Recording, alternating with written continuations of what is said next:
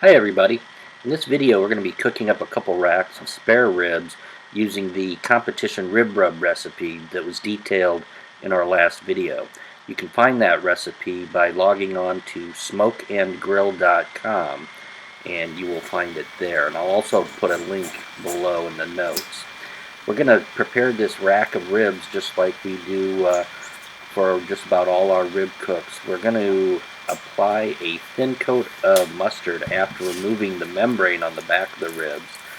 This mustard doesn't really add to the flavor of the ribs, it just acts as a glue or a binder so that the rub that we're going to be applying here is going to stick.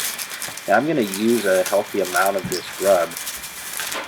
We're going to use about 1/4 of a cup on each side of the ribs. We're going to spread it liberally on the back side of the ribs, and then we're going to wind up doing the exact same thing on the front side of the ribs.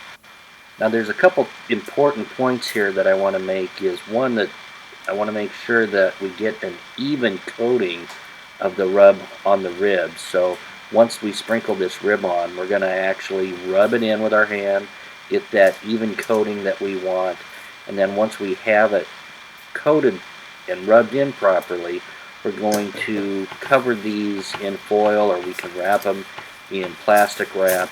And then the other important point is that we're going to put it in the refrigerator for an absolute minimum of 2 to 3 hours. Now that's going to allow that rub to liquefy on top of the ribs, and will allow those sugars to melt in and give us a beautiful color and caramelize properly when they're cooking. Now we are cooking on a pellet grill, and we're going to be cooking low and slow at about 220 to 225 degrees. So we're going to put these ribs on the middle of the smoker and just let them go. This is a no wrap cook. We are not going to be wrapping these in foil at all.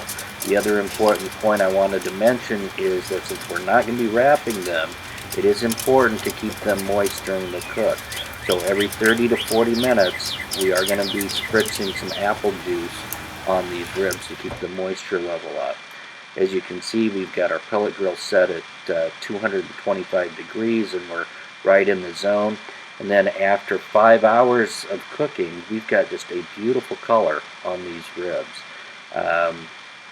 And what we've done is we've got members of the family that don't like sauce on their ribs.